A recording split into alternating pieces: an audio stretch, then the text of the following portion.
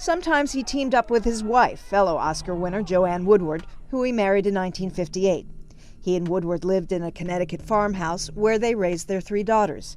His son Scott, from a previous marriage, died in 1978 of an accidental overdose of alcohol and Valium. Paul Newman and Joanne Woodward were Hollywood royalty. They were magnetic, talented, and seemingly unbreakable. For over 50 years, they defied the odds. Their love story marked by loyalty and grace. But behind the red carpet smiles was a hidden tragedy that unraveled everything. In his final days, Newman faced heartbreak few knew about, while Woodward endured a slow, painful decline. This isn't just a tale of fame and romance. It's the haunting end of a legacy. Once you hear how it all fell apart, you'll never see Hollywood love stories the same way again. Paul Newman and Joanne Woodward were Hollywood's golden couple, the textbook definition of true love. But behind the glamour and those picture-perfect red carpet moments was a far more painful reality that the public never saw coming.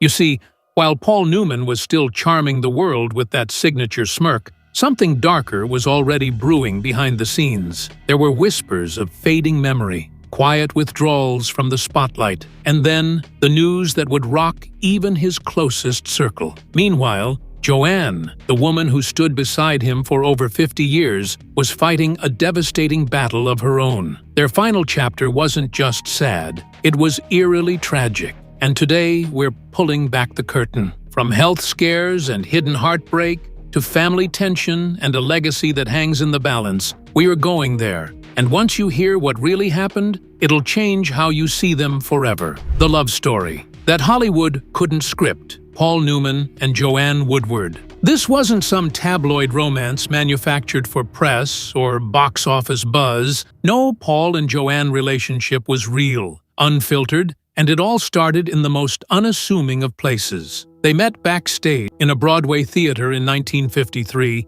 when they were just 2 young actors, still unknown to the world and both serving as understudies in the play Picnic. It's a small role, but what was happening off-stage was about to become one of the most iconic partnerships in entertainment history. Joanne was fiery, ambitious, deeply talented, and she knew it. Paul, meanwhile, was married at the time to Jackie Whitty, with 3 young kids, and though he was undeniably handsome, with those piercing blue eyes, Joanne wasn't about to be anyone's side piece. So at first, there was distance, tension, chemistry, hanging in the air like unsaid dialogue, and while the 2 of them didn't dive into a romance right away, something had definitely been set in motion. Fast forward a few years to 1957, both actors had started to build their careers, and then fate decided to place them together on screen in The Long, Hot Summer. This was the real turning point,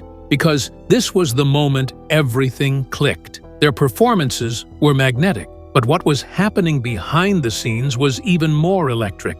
The heat between them wasn't just acting anymore. Paul was still married, but the cracks in his first marriage were deep, and the undeniable connection with Joanne only made it clearer. That same year, he officially separated from his wife, and by 1958, Paul Newman and Joanne Woodward tied the knot in Las Vegas. From that moment forward, they weren't just lovers, they were true partners, both on and off the screen. Throughout their 50-year marriage, they shared more than just a home or a name. They shared a vision, a rhythm, and mutual respect for each other's careers and identities. Joanne wasn't just Paul's wife. She was an Oscar-winning actress in her own right, known for her performance in The 3 Faces of Eve. While Paul wasn't just a heartthrob, he was a deeply thoughtful actor who took his craft seriously. Together, they co-starred in 10 films together, including Paris Blues, Mr. and Mrs. Bridge, and Rachel, which Paul directed and Joanne starred in. Their working relationship was a delicate dance. They knew when to push, when to pull back, and how to support each other without stepping on toes. Still, let's not pretend it was some picture-perfect fairy tale, because there were rumors and moments of strain. Paul battled addiction for years, and there were also tattles of temptation. Like any marriage under the glare of fame, but through it all, Joanne stood by him not just as a silent supporter, but as someone who challenged him, who called him out, who helped him become a better man. And Paul, to his credit, never shied away from acknowledging her strength. Paul once said, "Why go out for a hamburger when you have steak at home?" While some considered this corny, you could tell he meant every word. As the years went by, they didn't retreat from the spotlight. They simply reshaped it. And in 1982, Paul founded Newman's Own, a food company that donated 100% of its profits to charity, while he and Joanne in 1988 co-founded the Serious Fun Children's Network, a global nonprofit that provides life-changing experiences for children with serious illnesses. Clearly, this wasn't just about legacy, it was about impact. Their love extended beyond themselves, into the lives of countless others. What made their partnership so powerful was that it evolved. In an industry obsessed with youth and novelty, Paul and Joanne aged together gracefully, stubbornly, and unapologetically. Together they had 3 children, and as Paul continued acting, later shifting to directing and philanthropy, Joanne took more time for her family, stepping back from acting in the later years to focus on motherhood and supporting their growing causes. Their bond wasn't defined by fame, it was defined by endurance. And when Paul's health began to decline in the early 2000s, it became heartbreakingly clear just how deep their connection really ran. They remained at each other's center. Their love story didn't fade with time. Instead, it solidified. Their love defied fame, envy, and time. But behind the silver screen, romance was a man wrestling with a quieter battle. Who was Paul Newman before the legend took over? Paul Newman, from small-town kid to Hollywood's reluctant legend. Before he was a screen icon, Paul Newman was just a kid born in Cleveland Heights in 1925 to a sporting goods store owner and raised in Shaker Heights, Ohio. He wasn't born into fame, nor did he have a Hollywood name or a ticket to the top. What he did have, even early on, was a presence that had unspoken charisma, and this would later make audiences stop in their tracks. Before the cameras, there was war, and like so many young men of his generation, Paul served in World War II. He enlisted in the United States Navy and became a radio operator in the Pacific Theater. So while his peers were dodging bullets, Paul was transmitting coded messages from bombers, a job that may not have been glamorous, but demanded grit and precision. That discipline stayed with him. After the war, Newman didn't jump straight into stardom. He went to college where he studied drama at Yale and eventually found his way to New York City, where he began training at the prestigious Actors Studio. This was the height of the method movement. The era of Brando and Clift and Newman was soaking it all in, but he wasn't trying to be the next big thing. In fact, he often seemed uncomfortable with the idea of fame. What he wanted was to act, to explore characters deeply. His early career was a slow burn, though he had a few forgettable roles like his debut in The Silver Chalice, which was so awkward that he later joked about taking out an ad to apologize for it. But then came The Hustler in 1961, and suddenly, Paul Newman wasn't just a working actor, he became the actor everyone was talking about. He brought a quiet intensity and vulnerability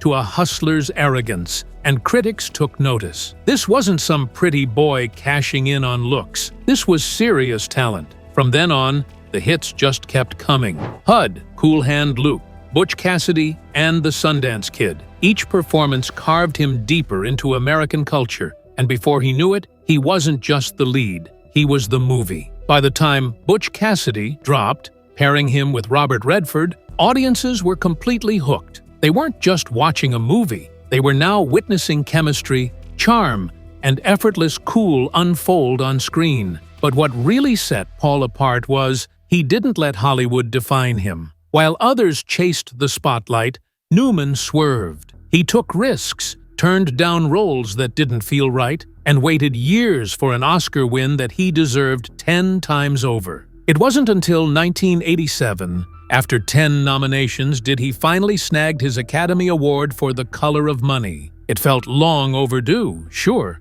but Newman accepted it with the same humility that defined his entire career. However, acting was only one part of who Paul Newman was. Off-screen, he had an entirely different empire in the making, one that had nothing to do with Hollywood, and it all started with salad dressing. In the early 1980s, Paul and a friend were whipping up homemade dressings for friends and family. The dressings were so good that someone joked he should bottle it. Most actors would have laughed it off, but Paul went all in, and Newman's Own was born. The most fascinating part of the endeavor was he donated 100% of the business profits to charity. And by 2007, Newman's Own had given away more than $175 million. By 2022, his total donations had surpassed $600 million.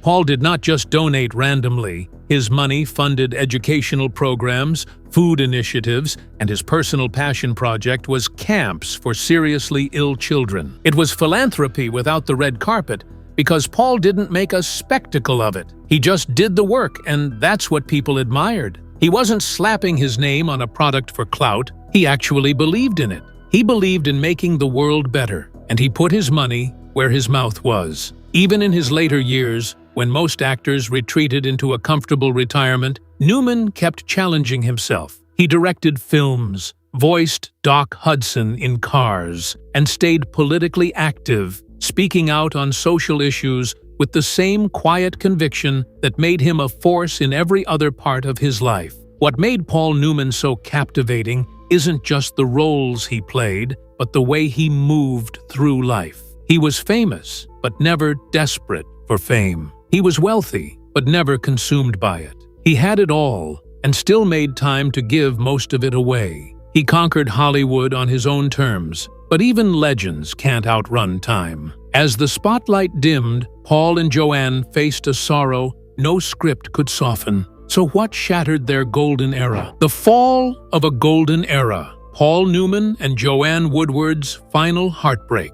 By the mid-2000s, Paul Newman and Joanne Woodward were already icons, living, breathing testaments to what long-lasting love in Hollywood could look like. They had the legacy, the admiration of millions, and the kind of quiet dignity most stars spend their whole careers trying to manufacture. But even the most powerful love stories don't get to outrun time. And for Paul and Joanne, the final chapter didn't arrive gently. It came fast, it came hard, and it came with a kind of symmetry that felt almost too cruel to be real. The public still saw Paul as that silver-haired, blue-eyed legend who was still active, sharp, and a man who made aging look like an art form. He was directing theater, advocating for his charity work, and still deeply involved in Newman's Own, but behind the scenes, something was shifting, something he couldn't control. In May 2008, word quietly spread through Broadway circles that Paul was stepping down from directing a stage production of Mice and Men due to health issues, and at first, it didn't sound alarming, because he was in his 80s, after all, so maybe it was fatigue or stress. However, for those closest to him, the truth was already too real to ignore. And just a few weeks later, in June 2008, Paul Newman was officially diagnosed with lung cancer. Paul had been a heavy smoker for decades, and while he did quit in 1986, the damage was already done. The diagnosis came as a gut punch, not only to Paul, but to his entire family. And the heartbreak deepened because just months earlier, Joanne Woodward had quietly been diagnosed with Alzheimer's disease. Apparently, she had been showing subtle signs of the disease for a while, starting with forgotten names, repeating stories, and slight confusion. Her once sharp mind, the one that helped her build an acclaimed acting career and raise a family of 6, was slowly slipping away. One of Hollywood's most celebrated couples, who had been married for 50 years, were both hit with devastating, life-altering conditions within months of each other. Paul was losing his body, and Joanne was losing her mind. Two people who had always been each other's anchor now faced the impossible. And it was not just sickness, it was the prospect of losing each other a piece at a time. Paul, who was once so full of fire, became frail almost overnight. He lost weight rapidly and was in and out of the hospital in New York. though the family remained incredibly private.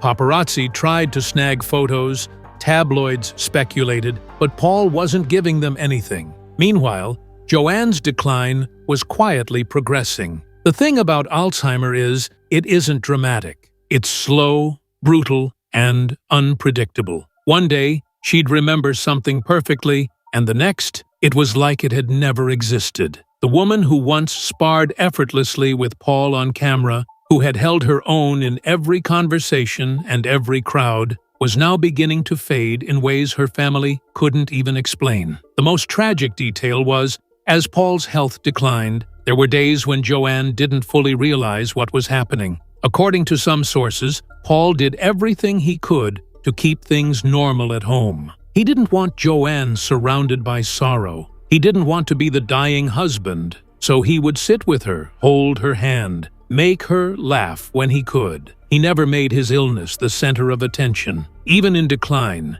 he was protecting her. By late summer 2008, Paul was moved to their Connecticut home for hospice care, where he had made peace with the inevitable. Then, on September 26, 2008, surrounded by his family, Paul Newman passed away at the age of 83. Their golden era faded with a painful goodbye, but Paul's story wasn't over yet. As the lights dimmed for good, how did Hollywood's reluctant hero face his final curtain call? A quiet goodbye to a Hollywood icon. When Paul Newman passed away on September 26, 2008, the world lost more than just an Oscar-winning actor. It lost a man who had quietly rewritten what it meant to be a celebrity, a philanthropist, a husband, and a human being. But in true Newman fashion, his final goodbye wasn't marked by flashing lights or a Hollywood-style spectacle. It was a private, humble farewell fitting for a man who never craved attention, even when the whole world was watching.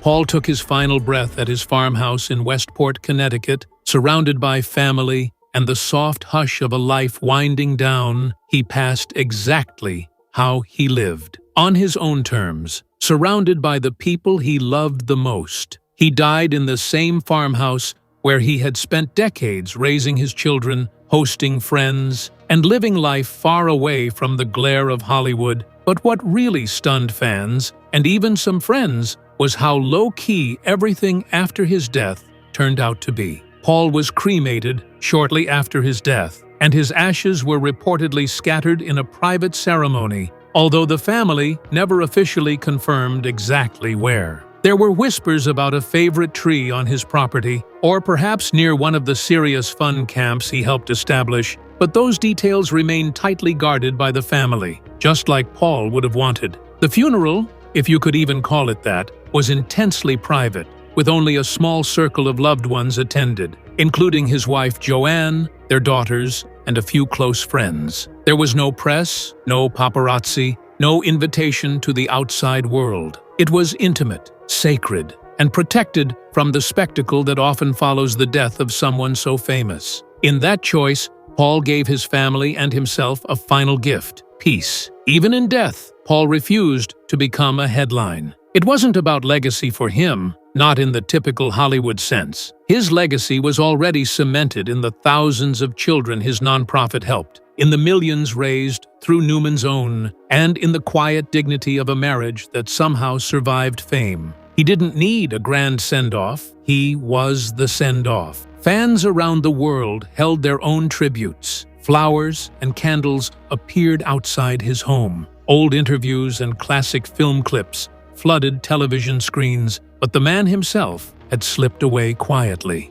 Their final heartbreak marked the end of a legendary love story, but behind closed doors, a different tale unfolded. What hidden battles did Paul Newman face when the cameras stopped rolling? Behind closed doors, the private struggles Paul Newman tried to hide to the world. Paul Newman was the definition of grace under pressure. He was cool on screen, generous in life, and a loyal husband until the very end. But the final stretch of his life was marked by more than just physical decline. What most people never saw, what was carefully kept out of headlines, were the quiet, painful struggles that haunted Paul and his family as everything began to unravel. In those last few years, Paul wasn't just battling cancer, There were memory issues, too. There are speculations that he'd forget names mid-conversation, repeat himself, or lose his train of thought in meetings. These were subtle shifts, nothing earth-shattering at first, but enough to make people who knew him best pause. Paul had always been razor-sharp, especially when it came to business, but suddenly he wasn't quite the same. Those lapses, combined with his failing health, started to raise questions about what would happen next, particularly with his empire. Because let's not forget, Paul Newman wasn't just an actor, and with his declining health, the decisions about his legacy got more complicated. Around the time his condition became more serious, Paul began changing his will, and these weren't minor tweaks. He reportedly made major adjustments to his estate plan, shifting trustees, redefining who would manage his foundation, and narrowing the circle of control. His inner circle said he was trying to make things clearer, but in reality, those changes would end up causing more confusion and eventually serious rifts. After his death in September 2008, family members were stunned to find that some of the people who expected to be involved in his foundation's future had been completely cut out. Some of his daughters, who had long been involved with Newman's own and were passionate about continuing their father's mission, were left feeling sidelined, and no one really knew why. Was it the illness talking? Did someone get into his ear during a vulnerable moment? Was Paul trying to protect his legacy from getting diluted, or did he just make some rushed decisions under pressure? According to Vanity Fair, Paul experienced confusion and memory loss during the hospital stay when his will was updated, so there have been suspicions of foul play. But these questions hung in the air, and the answers never really came. Meanwhile, Joanne Woodward, who should have been the family's anchor in a time like that, was quietly retreating into her own battle. Alzheimer's doesn't wait for grief to settle, it just keeps progressing. In the months following Paul's passing, Joanne became increasingly reclusive. Her daughters tried to stay close, but the woman was slowly slipping away. Eventually, she moved permanently into their Connecticut home with full-time care, and just like that, her public life was done. With her absence, the family began to feel more fractured. What made everything harder was the silence. There were no press conferences, no social media meltdowns, but the tension was there, and they were deep, unresolved, and painful. Several of Newman's daughters began quietly raising concerns about the way his estate and foundation were being managed. They felt shut out, blindsided, and in some cases betrayed. And while they never went fully public with their grievances, enough whispers made it into the press to suggest that things weren't as harmonious as they once seemed. In 2022, reports surfaced that Paul's daughter Susan had asked the Connecticut Attorney General's office to investigate the Newmans' own foundation, claiming that her father's intentions were not being honored. The accusations weren't about money in the usual celebrity estate sense.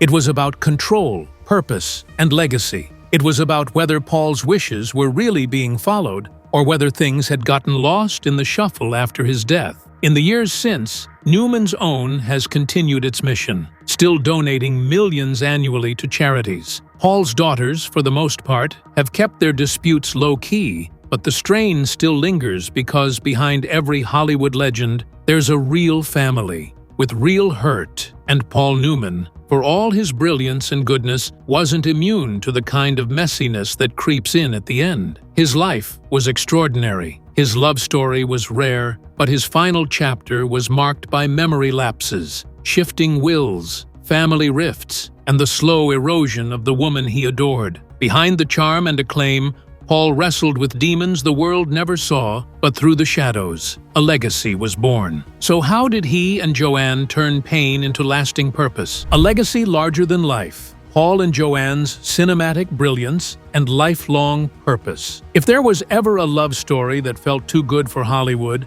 it was Paul Newman and Joanne Woodward's. But the beauty of their bond wasn't just in how long it lasted, it was in what they built, who they became, and what they left behind. Beyond the flash bulbs, red carpets, and those piercing blue eyes that captivated a generation, Paul and Joanne crafted a legacy that still breathes life into film, family, and philanthropy. If we are being honest, Paul Newman didn't just star in films, he defined eras, from the raw intensity of The Hustler to the rebellious charisma of Cool Hand Luke and the irresistible charm in Butch Cassidy and the Sundance Kid. Paul knew how to take up space on screen without saying too much. But his heart was somewhere else. It was in giving, in creating something that lasted long after the credits rolled. His side project, The Newman's Own, fulfilled that purpose and that same drive. That same drive birthed the Serious Fun Children's Network, a global nonprofit of summer camps and programs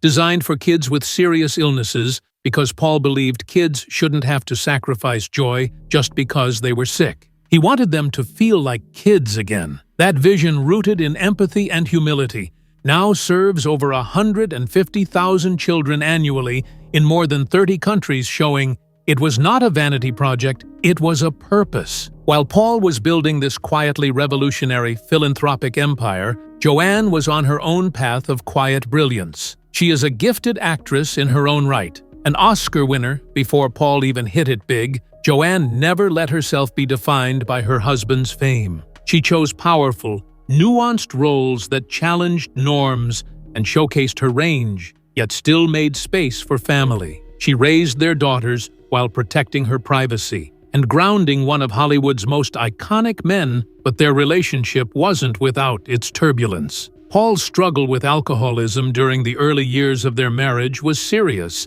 and there were rumors of an affair that always swirled around the beautiful and the famous. But instead of theatrics or press statements, Paul and Joanne tackled things privately. Their daughter, Clea Newman, later revealed that humor and respect were their superpowers. Even during the hard times, they laughed, they respected each other, and somehow that was enough. Their marriage endured memory lapses, medical scares, and the slow unraveling of time. Joanne began retreating into Alzheimer's long before the world knew, and Paul, even as his own health declined, refused to let her disappear without dignity. There was something fiercely protective about the way they moved through life, a kind of quiet loyalty that never needed to be paraded in front of the cameras. In the end, what Paul and Joanne left behind isn't just a string of beloved movies or millions raised for charity. They left behind a model of what human love can look like in an industry built on illusion. They showed that even in the spotlight, you can live with intention, that even surrounded by privilege, you can give generously, that even in illness there is dignity, and that a life of purpose doesn't have to be loud. It just has to be honest. Their legacy isn't made of marble or gold statues. It's made of laughter echoing in children's camps, of meals made from a bottle with a man's face on it who didn't keep a single cent. It's in every fan who rewatches The Long Hot Summer and sighs at the chemistry, not just on screen, but in real life. And it's in every whispered memory of Joanne's smile, Paul's wink, and the love that never stopped choosing each other, even when everything else began to fade. Can love survive when memory fades? Should families protect a legacy or fight for their own place in it? And what would you do if the final chapter of your life story wasn't yours to write? Let us know your thoughts in the comments below. And don't forget to like, subscribe, and share. If you enjoyed this video, click on the next video on your screen.